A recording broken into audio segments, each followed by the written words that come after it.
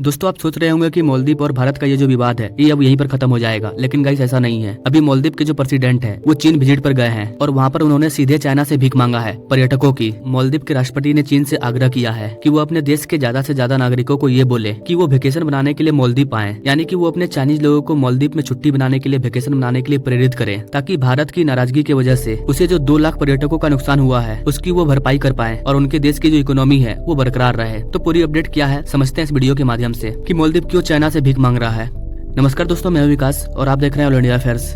दोस्तों जैसा कि आप सभी जानते हैं, आपको मैंने कई वीडियो में बताया भी कि मालदीव में जितने भी टूरिज्म आते हैं उसमें सबसे ज्यादा लोग भारत के होते हैं। लेकिन जब से मालदीव ने भारत के लोगों का और भारत के प्राइम मिनिस्टर मोदी का मजाक बनाया है, उल्टा सीधा बोला है उनके बारे में, तब से हर दिन भारत के लोग मालदीव का बहिष्कार कर रहे हैं। और अब भारत में बड़ी संख्या में लोग ये बोल रहे हैं कि वो मालदीव अब कभी नहीं जाएंगे। अगर उन्हें आइलैंड पे घूमना ही है तो वो लक्षद्वीप जाएंगे, अंडमान निकोबार जाएंगे। भारत में कई आइलैंड है, वहाँ पर जाकर के वो वेकेशन बनाएंगे, लेकिन मालदीव नहीं जाएंगे। और इसी की वजह से मालदीव का पसीना छूट रहा है और उसे इस बात की चिंता हो रही है कि अब हमारा क्या होगा। मालदीव में जो विपक्ष पार्टी है उनका कहना है कि जो कुछ भी हमने भारत के साथ किया इसके लिए हमारे राष्ट्रपति को इस्तीफा दे देना चाहिए। ये वहाँ की विपक्ष पार्टी बोल रही है, जो कि भारत के साथ अपना रिलेशनशिप रखना चाहते हैं। अब आप सोच कर देखिएगा कि ये छोटा सा मुद्दा मालदीव के लिए कितना बड़ा मुद्दा बन चुका है कि लोग वहाँ पर उसके सरकार को गिराने की बात कर रहे हैं। मालदीव के जो पूर्व राष्ट्रपति थे उनका कहना है कि मालदीव के मौजूदा सरकार ने भारत के साथ रिलेशनशिप खराब करके अपने ही देश को क्षति पहुंचाई है। गाइस अब मालदीव को भारत के प्रधानमंत्री मोदी का ताकत का पता चल चुका है। उसने सपने में भी नहीं सोचा था पीएम मोदी की 4 पीक और 2 बातें उनके पूरे सरकार को हिला करके रख देगी। प्राइम मिनिस्टर मोदी ने किया ही किया, बस लक्षद्वीप गए, अपने लोगों से आग्रह किया कि आप दुनिया के अलग अलग आइलैंड पर जाने के बजाय एक बार लक्षद्वीप जरूर आइए और यहाँ पर विजिट कीजिए। बस ये बातें और 2-4 पीक और पूरी की पूरी मालदीव की सरकार हिल गई और पूरा भारत एकजुट हो गया। मालदीव को चाइना में जाकर के भीख मांगना पड़ रहा है कि अब भारत से लोग हमारे यहाँ घूमने के लिए नहीं आएंगे, प्लीज आप अपने लोगों से बोलिए कि वो वेकेशन बनाने के लिए मालदीव आए। अभी गूगल पे सिर्फ लक्षद्वीप के बारे में सर्च किया जा रहा है। लोग अपना अगला वेकेशन लक्षद्वीप में ही मनाना चाहते हैं। भारत के प्राइम मिनिस्टर मोदी एक ब्रांड बन चुके हैं। बस एक दिन में 1-2 पिक में हमारे छोटे से लक्षद्वीप को मालदीव के बराबर लाकर खड़ा कर दिए। और अब न सिर्फ भारत बल्कि पूरी दुनिया के लोगों का ध्यान लक्षद्वीप पर है। चाइना ने जो सोचा था मालदीव को गुलाम बनाने का, उसमें चाइना पास हो गया और मालदीव चाइना का गुलाम बन चुका है। चाइना ने मालदीव को बहुत ज्यादा कर्ज दे दिया है और आप सभी जानते हैं अगर कोई व्यक्ति ज्यादा कर्ज लेगा तो वो कर्ज में डूबता जाएगा। और मालदीव चाइना से बहुत ज्यादा कर्ज ले चुका है